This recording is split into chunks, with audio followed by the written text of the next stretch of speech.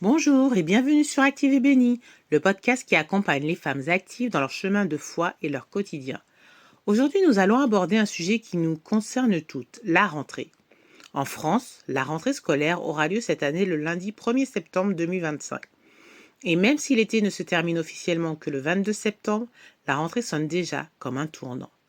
Pour beaucoup, c'est la fin des vacances, le retour aux obligations, mais c'est aussi un moment de renouveau, une sorte de nouvelle saison aussi bien dans notre vie quotidienne que dans notre vie spirituelle.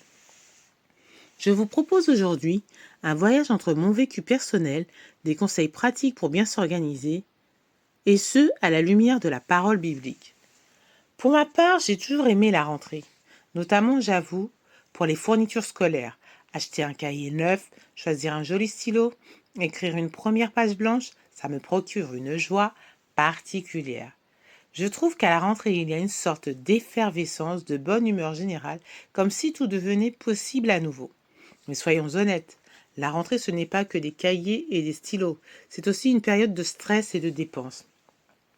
Entre la liste des fournitures, les vêtements, les inscriptions aux activités, les rendez-vous médicaux et la reprise du travail, cela peut vite devenir lourd. Et pourtant, au milieu de tout ça, il y a aussi l'euphorie due aux retrouvailles entre amis, entre collègues, en famille ou même à l'église avec les frères et sœurs en Christ. La rentrée se présente donc à la fois comme un défi et une opportunité. Alors, comment aborder cette période qui peut être si challengeante ? Très souvent, on se fixe beaucoup d'objectifs. Gagner du temps, être plus efficace, économiser, reprendre de bonnes habitudes, retrouver de l'énergie après l'été. Tout ça, ça fait beaucoup, non ? Je me suis souvent posé la question, pourquoi cette recherche permanente d'efficacité ? Et j'aime à rappeler que nous ne sommes pas des robots. Pourtant, l'efficacité peut être une précieuse alliée, si elle est bien orientée. Quand j'ai cherché dans la Bible, j'ai été surprise d'apprendre que le mot efficacité n'est pas si présent. Cela dépend aussi des versions, et pourtant, quand il apparaît, il est puissant. Dans la version Summer, en Jacques 5,16, il est écrit « Confessez vos péchés les uns aux autres et priez les uns pour les autres afin que vous soyez guéris. La prière du juste agit avec une grande efficacité. » Et dans 1 Thessaloniciens 2,13, il est écrit « Et voici pourquoi nous remercions Dieu sans nous lasser, en recevant la parole que nous vous avons annoncée. Vous ne l'avez pas accueillie comme une parole purement humaine, mais comme ce qu'elle est réellement, c'est-à-dire la parole de Dieu qui agit avec efficacité en qui vous croyez. » Ce que j'en retiens, c'est que finalement, la vraie efficacité ne dépend pas seulement de nos outils d'organisation et de nos efforts, elle vient de la prière et de la parole de Dieu.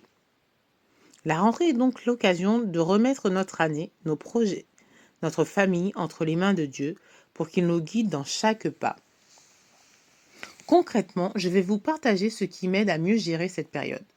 J'utilise des cahiers de notes au format A5 pour écrire mes listes et mes réflexions, un agenda papier annuel dans lequel je note tous les rendez-vous familiaux, un planificateur familial posé sur le frigo pour que tout le monde sache ce qu'il y a à faire, et bien sûr mon agenda virtuel au travail qui me permet de planifier ma vie professionnelle.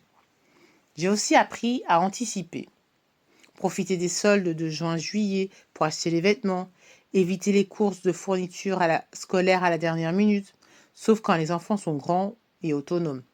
Faire des achats groupés avec d'autres parents ou profiter des offres spéciales rentrées. Utiliser les aides disponibles comme les bourses scolaires ou les dispositifs de la CAF. Et puis, il y a toutes les petites choses qui font la différence. Se rendre au forum des associations de sa commune pour prévoir les activités. Organiser les rendez-vous médicaux avant la rentrée.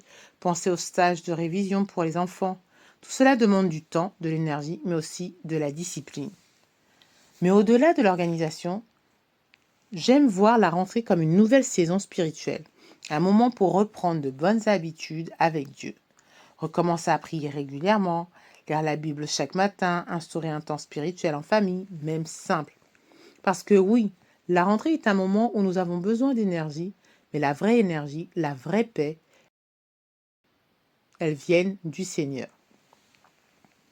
Alors j'aimerais vous encourager. Ne voyez pas la rentrée uniquement comme une contrainte, un poids, un tourbillon de choses à gérer. Voyez-la comme une opportunité de recommencer, une saison nouvelle que Dieu peut bénir si nous la lui confions. Demandez-lui de vous donner la force, la sagesse et l'efficacité dont vous avez besoin. Et rappelez-vous, la prière du juste est puissante et efficace. Merci d'avoir écouté cet épisode d'Active et Béni. Et vous, comment abordez-vous la rentrée cette année? Est-ce un défi ou un moment d'excitation et de renouveau? Je serais ravie de lire vos témoignages en commentaire. Et n'oubliez pas, vous êtes active, vous êtes bénie et vous bâtissez quelque chose de précieux.